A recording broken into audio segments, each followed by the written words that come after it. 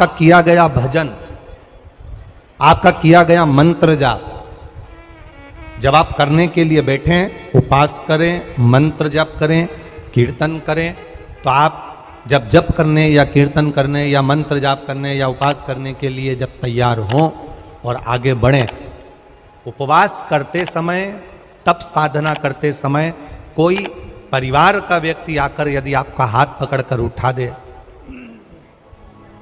या आपको अपशब्द कहे, तो ये श्रेष्ठतन नहीं हो।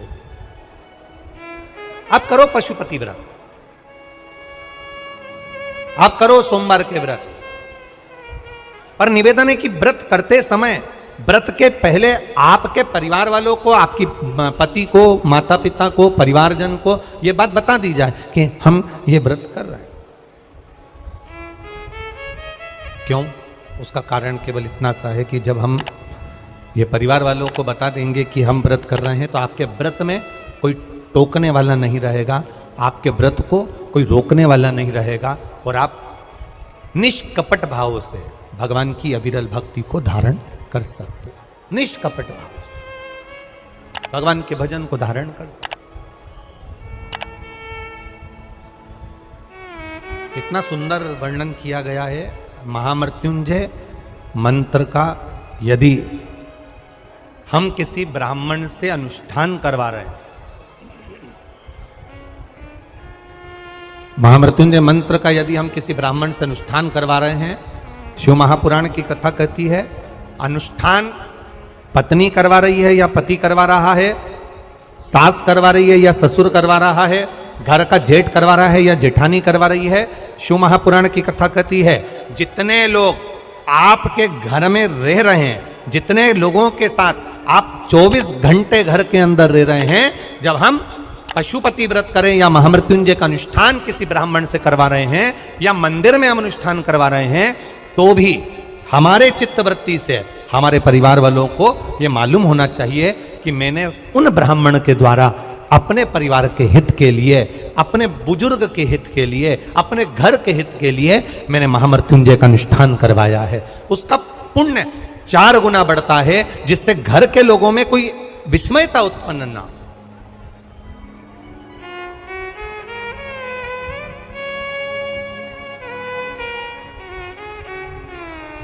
हमारे भीतर कोई विस्मयता उत्पन्न ना हो, हमारे मन के भीतर कोई भेदभाव उत्पन्न ना हो। और हम तो यहां तक कहेंगे, आप अगर शंकर जी के मंदिर में जा रहे हो, 1 लोटा जल चढ़ा रहे हो, शंकर जी के मंदिर में पहुंचकर 1 लोटा जल समर्पित कर रहे हो, तो भी आपके घर के लोगों को मालूम होना चाहिए कि ये पास वाले शिव मंदिर में गई है, मेरे पास के मंदिर में मेरा घर का बच्चा शंकर जी को जल चढ़ाने गया है, मेरा पति पास के मंदिर में शंकर भगवान को जल समर्पित करने के लिए गया है। ये घर के लोगों को ज्ञात होना चाहिए।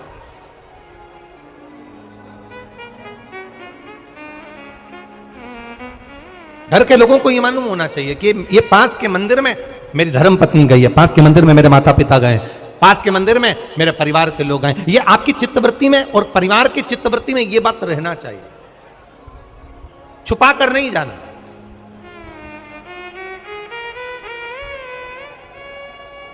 छुपाकर भगवान के मंदिर में नहीं जाना, छुपाकर पशुपति व्रत नहीं करना। महाराज, शिव महापुराण की कथा वर्णन करती है कि आप भगवान का अगर कोई व्रत, कोई साधना, कोई नियम ले रहे हो, माना आपने कोई व्रत करा, कोई करी, पर घर के लोगों को वो ज्ञात होना चाहिए कि ये मंदिर तक जा रही है, ये पशुपति व्रत कर रही है, आराधना कर रही है। आज माता पार्वती जी ने शिव जी के सम्मुख में ये बात कह दी कि मैं एकांत में जाकर भगवान का तप करना चाहती हूं और एकांत में बैठकर तप करना चाहती हूं, और उस तप का जो पुण्य है वो आपको देना चाहती हूं। शंकर भगवान ने तुरंत माता पार्वती जी से कहा, सुनो जगत जननी, सुनो जगदम्बा, सुनो पार्वती, आप तप करो, मना नहीं है, आप साधना करो, मना नहीं है, आप आराधना करो, मना नहीं है। और आप सोचो कि आपकी करी गई तप साधना का पुण्य आप मुझे दे दो, तो भगवान तुरंत कहते हैं, पार्वती जी मुझे आपके तप साधना का पुण्य नहीं चाहिए, आप अपना पुण्य अपने पास में रखो, हमें आपका पुण्य नहीं चाहिए। अभी तक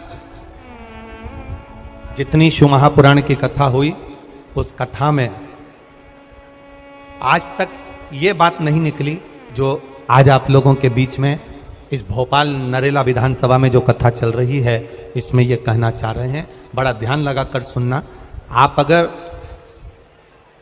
5 महीने तक, 6 महीने तक, 3 महीने तक, 2 महीने तक, 15 दिन, 20 दिन, 1 महीना, 1 साल, 2 साल, 8 साल, 4 साल अगर आपने शंकर भगवान को जल चढ़ाया है, तो शिव महापुराण की कथा यहाँ तक कहती है कि आपके घर में अगर कोई व्यक्ति बहुत दयनीय स्थिति में पड़ा हुआ है, हॉस्पिटल में पड़ा हुआ है, कोई तकलीफ में पड़ा हुआ है, कोई कष्ट में पड़ा हुआ है,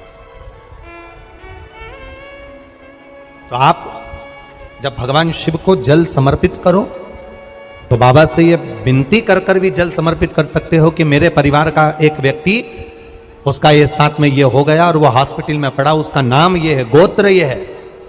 बाबा, हमने जो तप साधना करी है, हमने जो इतने महीने तक आपको जल समर्पित करा है, हमने जो बेलपत्र समर्पित करी है, मेरे बाबा आज स्वीकार करना। और जो हॉस्पिटल में पड़ा है, जो कर्जे में लदालूम पड़ा है, जो तकलीफ भोग रहा है, ऐसी कृपा करना बाबा कि मेरे 2 महीने जो मैंने जल चढ़ाया है, उस चढ़ाए गए जल का पुण्य मैं उसके खाते में देती हूं और उसको ठीक कर देना। यह पुण्य का भाग।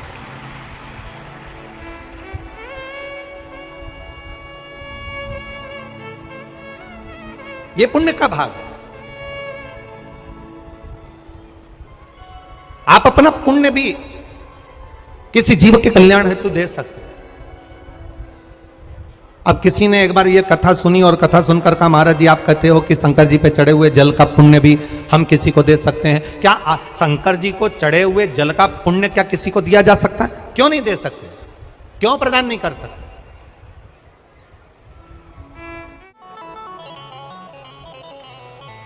एक पुण्य था। अपने भीतर एक विचार फिर करिएगा। बड़े बड़े सावधानी की कथा है। आप लोग सोचो कि यह कथा यहां से सुनी, यहां से निकाल दी, बच्ची कुची थी कपड़े में झटकार दी। यहाँ कथा अगर सुनने के लिए आए हो तो थोड़ा दिल लगाकर सुनना, मन लगाकर सुनना। हो सकता है एलईडियाँ थोड़ी बंद चालू हो, मना नहीं है, पर माइक की व्यवस्था आपके पास में है तो दिल लगाकर सुनो। जहां मौका मिल जाए वहां बैठकर अपना चित्त लगाकर सुनना, क्योंकि 3 घंटे में से केवल 2.5 घंटा आपको प्राप्त होता है। बाकी का पूरा समय आप लोग यहाँ सुबह 6 बजे से रात को 3 बजे से 4 बजे से इस कथा का इंतजार करते हो। शायद दुनिया की पहली कथा होती है शिव महापुराण की कथा, जिसको लोग रात को 4-4 बजे से 3-3 बजे से जगह संभाल कर बैठकर कथा सुनते हैं। तपती हुई धूप, भयंकर गर्मी, 2 किलोमीटर दूर तक पैदल चलकर आना और बैठने के लिए इतना 8-8, 9-9 पंडाल लगाए गए, पर 9-9 पंडाल भी फुल हैं। उन पंडालों में जगह नहीं। धूप में छाता पकड़ना, चादर पकड़ना, साड़ी पकड़ना और उसको पकड़कर बैठे रहना। तपती हुई धूप में जहां तहां बैठकर कथा सुनना, ये दुनिया की पहली कथा है जिसको लोग कभी भूल नहीं पाएंगे कि इतनी धूप में भी लोग कथा सुन सकते। इतनी धूप, इतनी गर्मी,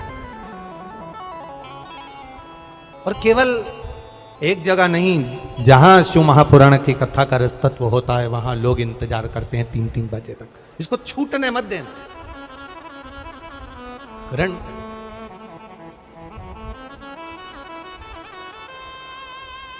शादी में गए हो, 500 का लिफाफा दिया है तो भोजन कर कर जरूर जाना। और कथा में धूप में चलकर आए हो तो भले आधे घंटे की सुनना, पर कथा में दिल लगाकर जरूर जाना। दिल लगाकर जाना, चित्त लगाकर। आप अगर 1 लोटा जल भगवान शिव को समर्पित कर रहे हो, आप एक बेलपत्र भगवान शंकर को समर्पित कर रहे हो, आप एक शमी का पत्ता भी भगवान शंकर को समर्पित कर रहे हो, आप भगवान शंकर का पंचानंद स्नान करा रहे हो, आप भगवान शंकर के मंदिर का शिखर दर्शन कर रहे हो, आप भगवान शंकर के मंदिर में जाकर झाड़ू लगा रहे हो, पोछा लगा रहे हो, सफाई कर रहे हो, तो भी तुम्हारी चित्तवृत्ति में रहना चाहिए कि जब किसी पर दुख की घड़ी आए, किसी पर तकलीफ आए, किसी पर कष्ट आए, हमारा करा गया पुण्य हम उसके खाते में दे सकते हैं। हम अपने पुण्य को दूसरे के खाते में प्रदान कर सकते हैं।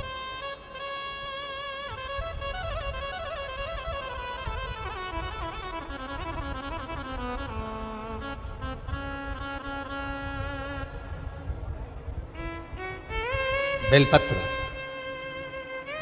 जरा ध्यान देना हो। ये बेलपत्र जो होता है, इस बेलपत्र पर कभी कभी आपने देखा होगा कि कई लोग बीच वाले पत्ते पर चंदन लगा देते हैं। ये जो बीच का पत्ता होता है, इस पर लोग चंदन लगा देते हैं। शिव महापुराण की कथा कहती है,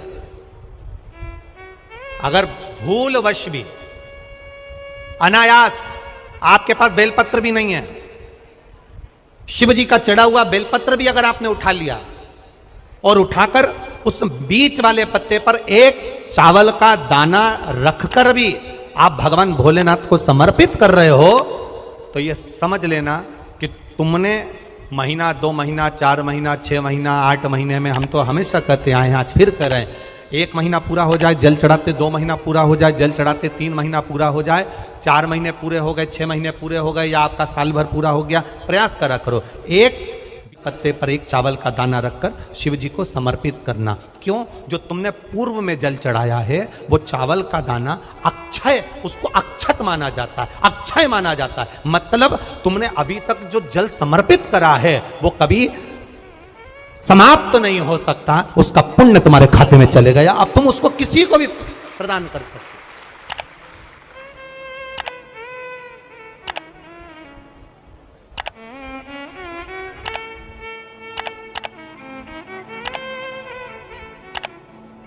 बहन भाई को तिलक करती है रक्षाबंधन पर, माथे पर तिलक लगाने के बाद में चावल लगाती कि नहीं लगाती? बोलो, जम के बोलो जरा। लगाती है? बोलते जाओ जरा। लगाती है, ठीक है। मंदिर में आप पूजन कर रहे हो, घर में कोई अनुष्ठान कर रहे हो, पंडित जी तुम्हारे मस्तक पर तिलक करते हैं तो चावल लगाते कि नहीं लगाते? बोलो बोलो, जम के बोलो। लगाते हैं। तुम्हारे घर में शादी ब्याह होता है तो तिलक करा जाता है तो चावल लगाया जाता कि नहीं लगाया जाता? लगाया जाता। सब समय पर चावल, मस्तक पर कंकु का तिलक, चंदन का तिलक, जो भी तिलक तुम्हारे मस्तक पर लगा है, कोई अगर लगाएगा शुभ कार्य में तो चावल जरूर लगाएगा। बस एक कार्य ऐसा होता है जिस समय पर मस्तक पर तिलक करा जाता है पर चावल नहीं लगाया जाता।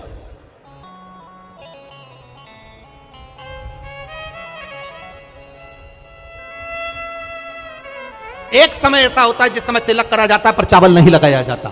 चावल का मतलब है अक्षय, मतलब बार बार भगवान ऐसा मौका लाए, बार बार भगवान ऐसी कृपा करे कि तुम ऐसा अनुष्ठान करते रहो, पुण्य करते रहो, सत्कर्म करते रहो, 16 सोमवार के व्रत करते रहो, चतुर्थी के व्रत करते रहो, तुम छठ की पूजन करते रहो, तीज का व्रत करते रहो, सोमवार का व्रत करते रहो, तुम्हारे घर में हमेशा ऐसे शुभ कार्य होते रहे। केवल अक्षय, अक्षत एक जगह पर नहीं लगाया जाता। कब नहीं लगाते अक्षत को? मस्तक पर तिलक करते समय अक्षत कब नहीं लगाया जाता? केवल एक समय पर। कब? जब घर में कोई शांत हो जाता है, और शांत होने के बाद जब मस्तक पर पगड़ी का क्रम होता है, उस पगड़ी के क्रम पर तिलक तो लगाया जाता है पर चावल नहीं लगाया जाता। भगवान से प्रार्थना करते हैं ये बार बार मौका मत देना, जो हो गया उसको समाप्त, ऐसा मौका बार बार ना दीजिएगा। हाँ, पगड़ी पर से उठ गए, अच्छा काम करने के लिए मंदिर जा रहे हो, स्थान छोड़ने के बाद अब तिलक लगाओ और उसमें चावल ढेर सारा लगाओ, कोई मना नहीं। पर अक्षय, उस अक्षत की महत्वता को समझना कि उसको बारंबार प्राप्ति ना हो, ऐसे कार्य की प्राप्ति ना हो, अच्छे कार्य की प्राप्ति, श्रेष्ठ कार्य की प्राप्ति, शुभ कार्य की प्राप्ति। अगर मौका मिले तो एक बार भविष्य पुराण, और एक बार मौका मिले तो कुर्म पुराण, और एक बार मौका मिल जाए तो नंदी पुराण, ये 3 पुराणों का स्मरण करना, इसमें आपको अक्षत की महत्वता प्राप्त हो। भविष्य पुराण, कुर्म पुराण और नंदी पुराण, इन 3 पुराणों में आपको अक्षत की महत्वता प्राप्त होगी कि चावल की महत्वता क्या है। एक चावल का दाना जब अशोक सुंदरी वाली जगह पर चढ़ाया जाता है, एक चावल का दाना अशोक सुंदरी वाली जगह पर चढ़ाया जाता है। हम माताओं से हमेशा कहते हुए आए हैं, आज फिर निवेदन करेंगे, जिस माता के गर्भाशय में गांठ हो गई हो, जिस माता के गर्भाशय में गठान पड़ गई, अक्षत, एक चावल का दाना, गर्भाशय में गांठ हो गई, डॉक्टर को दिखाया, गर्भाशय में बच्चा दानी के अंतर्गत गांठ पड़ गई, गर्भाशय में गांठ पड़ गई, बड़ी तकलीफ की जिंदगी जी रही है, डॉक्टर कह रहा है ऑपरेशन करवाओ, डॉक्टर कह रहा है ऑपरेशन करवाना पड़ेगा। एक बार मेरे भोलेनाथ पर जल चढ़ाना प्रारंभ करो। एक चावल का दाना अशोक सुंदरी की, अशोक सुंदरी की जगह मालूम है ना सबको? अरे बोलो अशोक सुंदरी।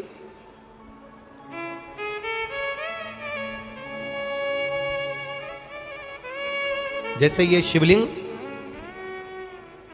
ये जलाधारी गोल माता पार्वती जी का हस्तकमल, यहां से जो जल बहता है, इधर गणेश जी का सीधे हाथ पर स्थान, इधर कार्तिकेय जी का स्थान, बीच में मोटी सी एक लाइन होती है शिवलिंग के सामने, वो अशोक सुंदरी का स्थान। कई बार वहां सांप बना होता है, कई बार अशोक सुंदरी का स्थान बना होता है। ये शिवलिंग, पार्वती जी का हस्तकमल, गणेश जी का स्थान, षडानंद कार्तिकेय जी का स्थान, बीच में अशोक सुंदरी का स्थान।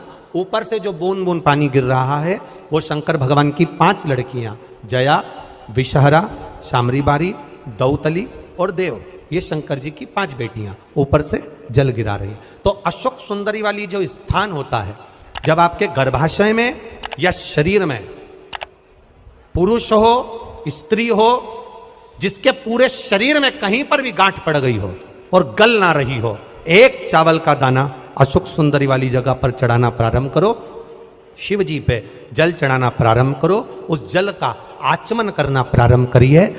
आप 3 महीना, 4 महीना, 5 महीना करते रहो, उसके बाद जांच जरूर करवाना हॉस्पिटल में जाकर कि गांठ गली कि ना गली। पर विश्वास रख, भरोसो दृढ़ इन चरणन करो, श्री वल्लभ नक चंद्र छटाबिन सब जग माही अंधेरो। भरोसा मूर्ण होना चाहिए, भरोसा मूल हो। हमारा अगर विश्वास नहीं है तो फिर भगवान भी नहीं है। मानो तो मैं गंगा मां हूं, ना मानो तो बहता। आपका अगर भरोसा कहता है कि मैंने जल चढ़ाया और मेरा महादेव सुनेगा, आपने सोच लिया कि मेरा महादेव सुनेगा, महादेव सुनेगा।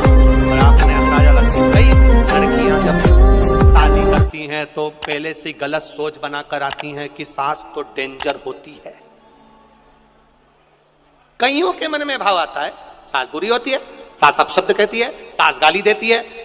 कई लोगों से सुना, जिससे मिलो उसकी सास ऐसी हो गई, कोई ने कहा हमारी सास ऐसी थी। लड़कियों ने अपनी चित्तवृत्ति में भर लिया कि सास बुरी होती है। जब चित्तवृत्ति में भर लिया कि सास बुरी होती है, तो वो कितने भी अच्छे घर में चली जाए, उसको सास बुरी ही लगेगी, ये निश्चित है। और अगर आपने मन में सोच लिया कि जो किस्मत में लिखा होगा देखा जाएगा, संसार सागर में जन्म लिया है, सुख दुख चलता रहता है। अगर कोई बेकार भी मिल गया ना, तो अपना स्वभाव से मैं उसको अच्छा बना लूंगी, मुझ में वो क्वालिटी है, तो वो अच्छा हो जाए। आप पहले से विचार कर लीजिए। आज के जमाने में लोगों को ना तो लिखना आता है ना विचार करना आता है। एक फेसबुक पर हमको तो आशीष ने बताया, एक फेसबुक पे लिखा हुआ था, एक फेसबुक पर किसी ने लिखा था, आज पुत्र रत्न की प्राप्ति हुई, सभी मित्रों का आभार। क्या लिखा था फेसबुक पे? अरे बोलो तो जम के, आज मेरे घर पुत्र रत्न की प्राप्ति हुई, सभी मित्रों का आभार। अब मित्रों का आभार क्यों दे रहा है? पुत्र तेरा है कि मित्रों का है?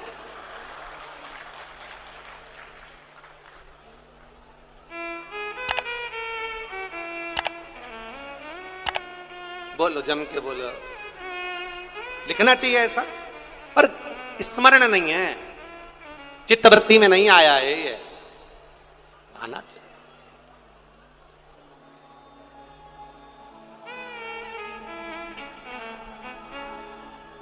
चित्तवृत्ति में आना चाहिए। आप क्या कर रहे हो, आप क्या प्रदान कर रहे हो, क्या लिख रहे हो, क्या बोल रहे हो, आपकी चिदानंद वृत्ति में यह आना चाहिए कि आप क्या कर रहे हो।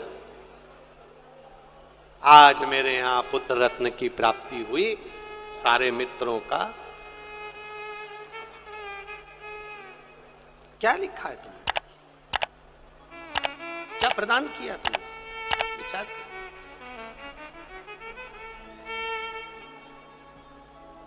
आभार किसका होना चाहिए था? आज मेरे घर पुत्र रत्न की प्राप्ति हुई। महादेव आपका आभार, आपकी कृपा, आपकी दया, आपकी करुणा, जो ये पुत्र रत्न की प्राप्ति मेरे घर में हो गई, ये आपकी करुणा से हुई, ये आपकी उदारता से हुई।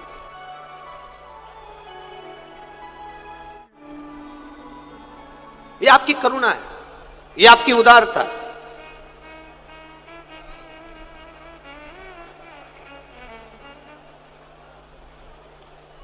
ये कथा हमने कल भी कहा था कि कथा और कहीं भी हो सकती थी, भोपाल में ऐसा जरूरी नहीं कि आदरणीय विश्वास भैया के यहाँ हुई, कथा कहीं पर भी हो सकती थी, पर यह कथा आदरणीय विश्वास भैया सारंग जी के यहाँ जो हुई है, हमने कल भी कहा था कि कहीं ना कहीं माता पिता का कोई पुण्य प्रबल हुआ होगा, जिसके कारणवश यह आशीर्वाद के रूप में यह कथा आदरणीय विश्वास जी सारंग जी को प्राप्त हो। और वो पुण्य कैसा है? जब हमने पता करा तो हमारे स्मरण में आया कि जब स्वर्गीय श्री कैलाश नारायण जी सारंग जी बीमार पड़ गए, और बीमार पड़ने के बाद जब दिल्ली में एडमिट हो गए और उनका इलाज चलता रहा, तब हम कभी भी जजमान परिवार से ये कुछ भी नहीं पूछते और ना हम उनसे बात करते हैं कि तुमने क्या करा क्या ना करा। हम तो हमारे जो सेवादार लगे रहते हैं, कार्यकर्ता लगे रहते हैं, उनसे पूछते रहते हैं। तो बताया कि गुरुजी विश्वास भैया सारंग भोपाल में उस समय पर भी मंत्रिमंडल में थे, जिस समय पर पिताजी का स्वास्थ्य खराब था, तो यहाँ पर संभालते हुए यहाँ पर भी सारी मीटिंग अटेंड करना और रात के समय जाकर अपने माता पिता की सेवा करना दिल्ली में, यह कोई सहजता का विषय नहीं होता। और उसी का पुण्य फल, उसी का एक आनंद, उसी का जो पुण्य है, उसी का जो पुण्य फल मिला है, वो ये मिला है, ये उसी का पुण्य फल, ये कोई सहज नहीं।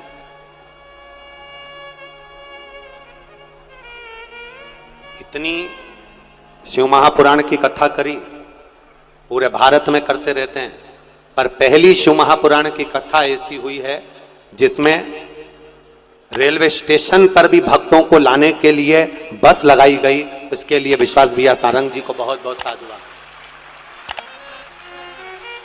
आज तक जितनी कथा हुई, उस किसी कथा में कहीं पर भी रेलवे स्टेशन से कथा स्थल तक लाने के लिए भक्तों के लिए बस नहीं लगी, पर पहली कथा ऐसी थी जिसमें भोपाल के रेलवे स्टेशन से भक्तों को यहां तक लाने के लिए बसों को निःशुल्क चलाया गया। एक बार जोरदार ताली बजा, बहुत बहुत साधुवाद, बहुत बहुत साधुवाद। कोई परेशान ना हो, आनंद से पहुंचे लोग कथा। हाँ,